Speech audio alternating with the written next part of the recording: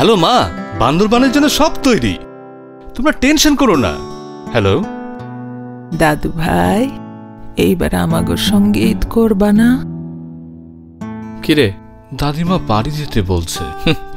বান্দরবান বাদ, চল বাড়ি যাই। কাল ঈদ, টিকিট? এত দূর পারবি তো? আরে চল না।